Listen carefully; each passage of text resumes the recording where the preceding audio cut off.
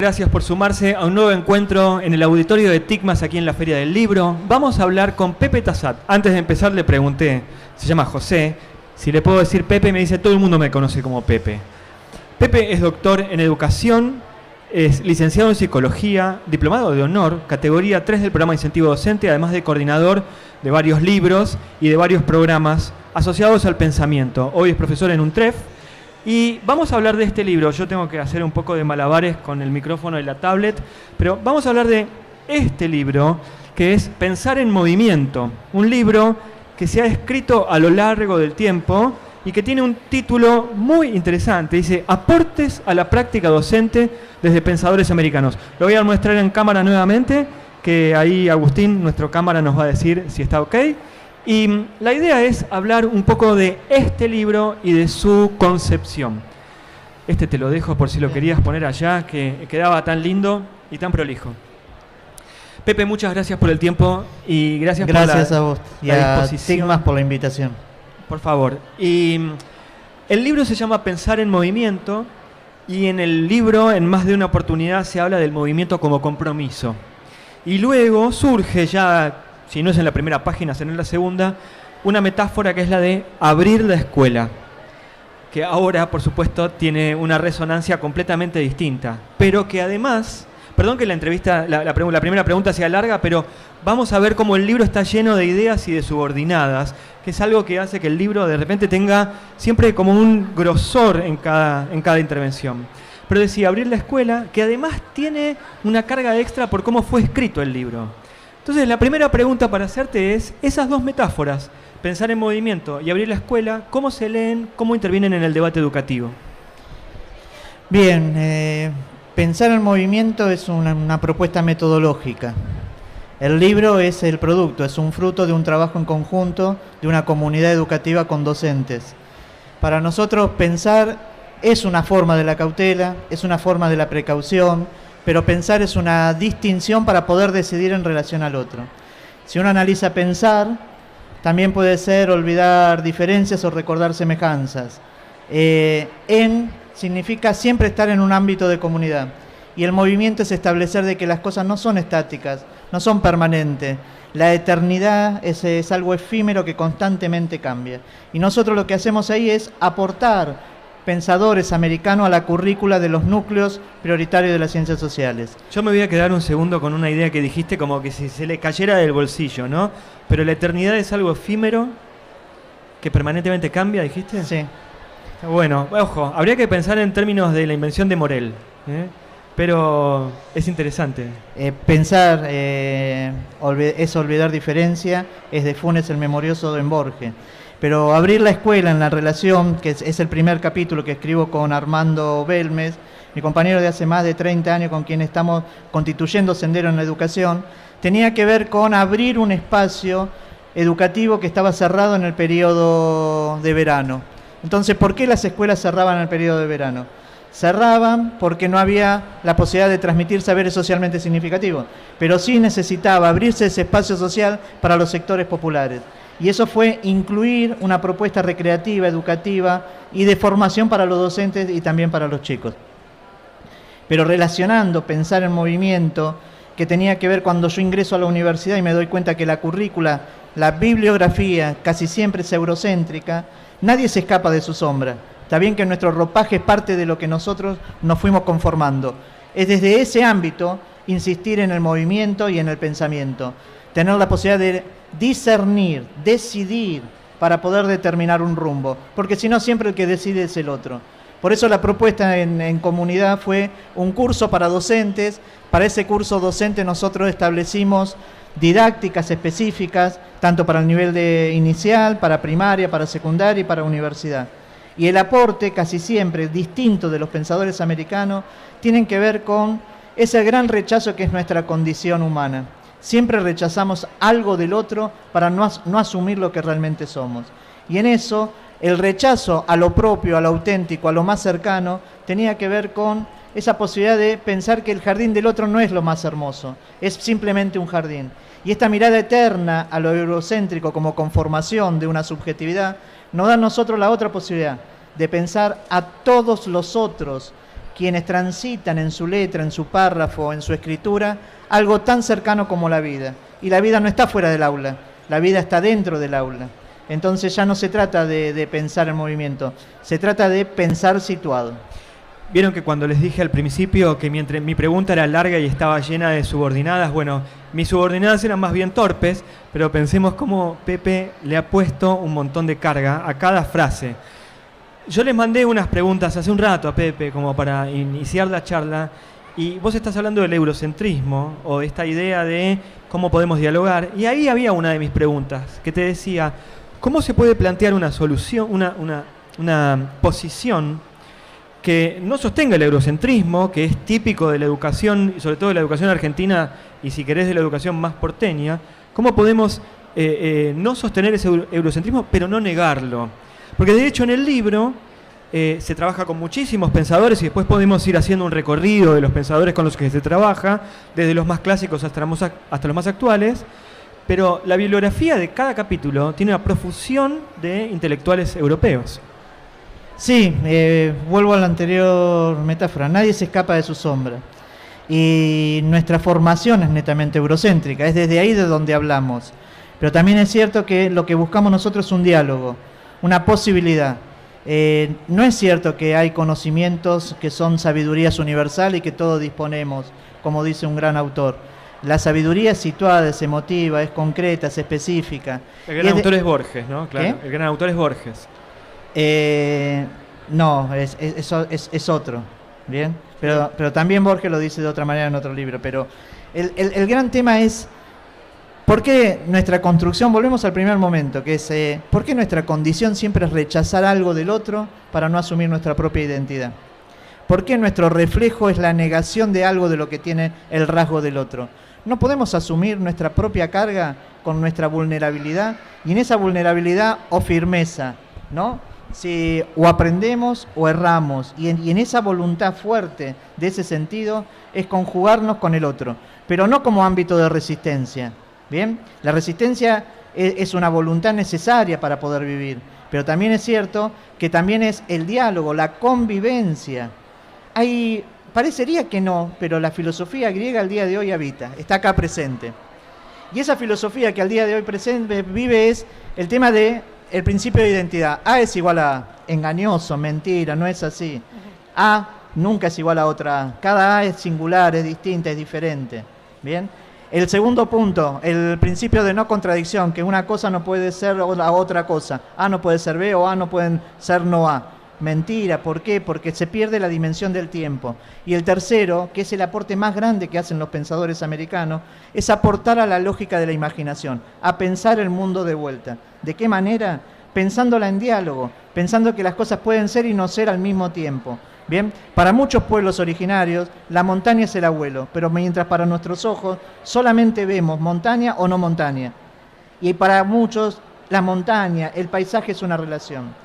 Por eso, si la eternidad es simplemente algo efímero que se nos va, también la magnitud de la inercia en que vivimos es la pérdida de sentido concreto de comunidad.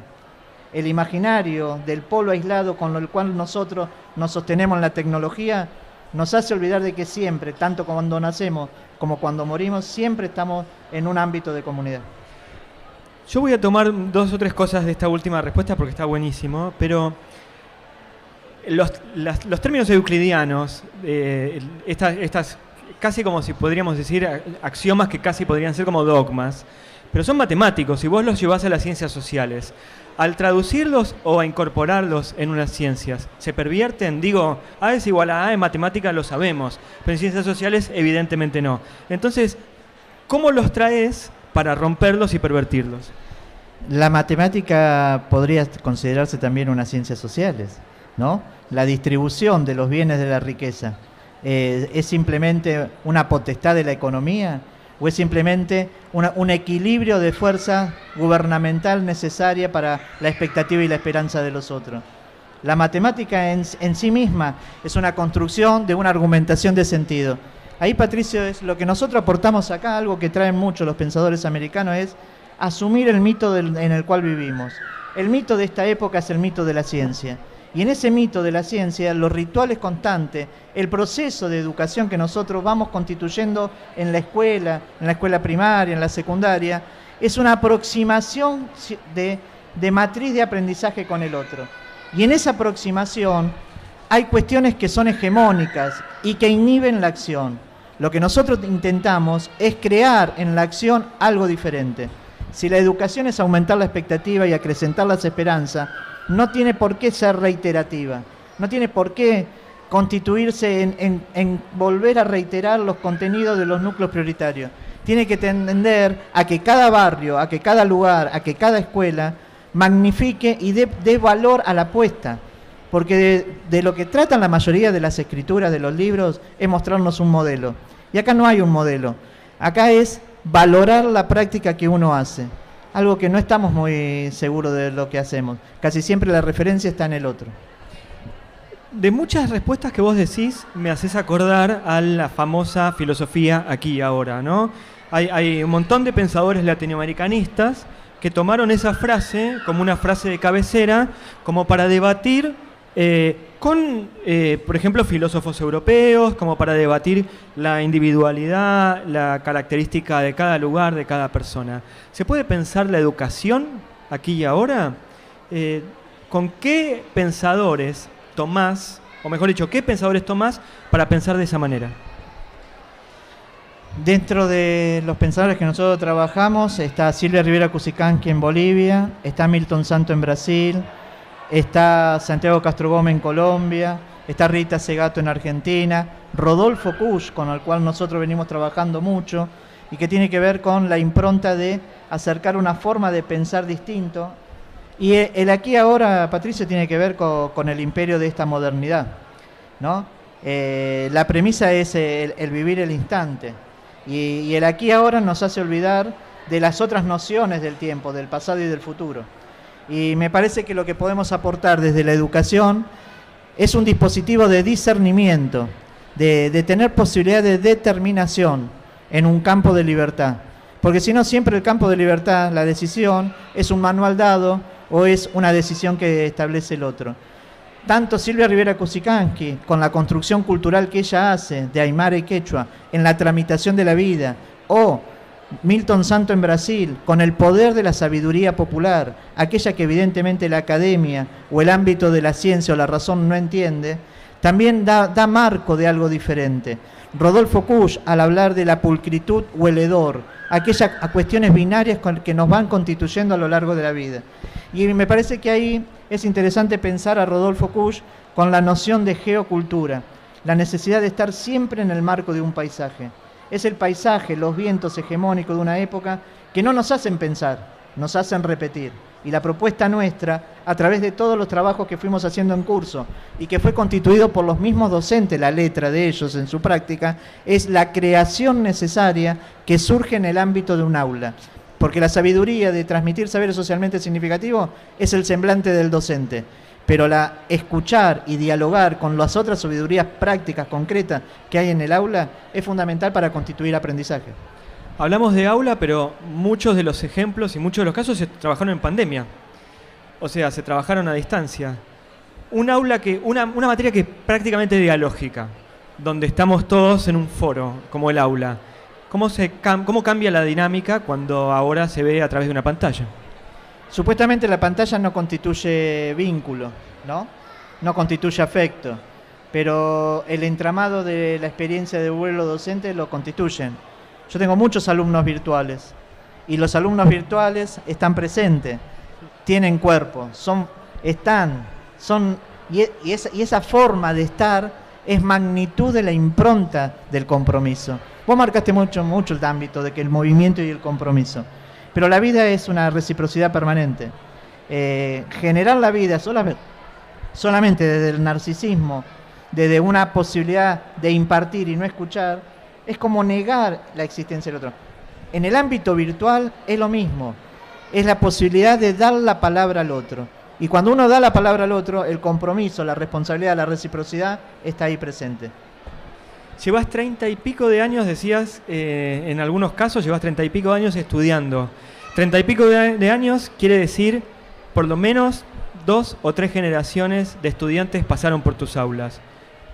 ¿Qué aprendiste de ellos y qué cambió de ellos en las generaciones? De hecho, al principio, perdón, meto así como un paréntesis antes de que hables y termines de pensar. Algo que hablas es el alfonsinismo, lo tomás como punto de partida. Y ahí ya entra no solamente una escuela, sino un cambio con la educación anterior, que era la educación de la dictadura. Cuando partimos de abrir la escuela fue en el peor periodo del 89 y 90. Fue la explosión de una sociedad que no admitía o no quería o nos resistíamos a una forma de sometimiento económico, político y cultural.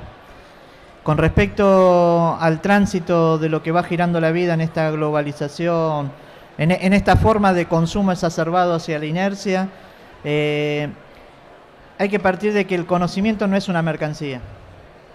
Y es algo que nosotros siempre marcamos adentro del aula. El conocimiento, vos fíjate que un filósofo hace muchos siglos dijo, el docente tiene que pagarle a los alumnos para poder impartir su conocimiento. Porque un docente cuando transmite limita la potencia del otro. Entonces, fíjate cómo cambió en la época, que hoy en día es el docente en el marco de esta lógica contractual, moderna, necesaria, ¿no? De la dignidad del trabajador también.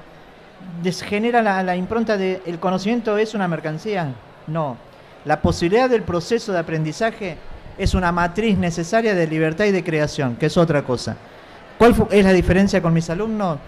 Me parece que la distinción está en los paraguas de una época.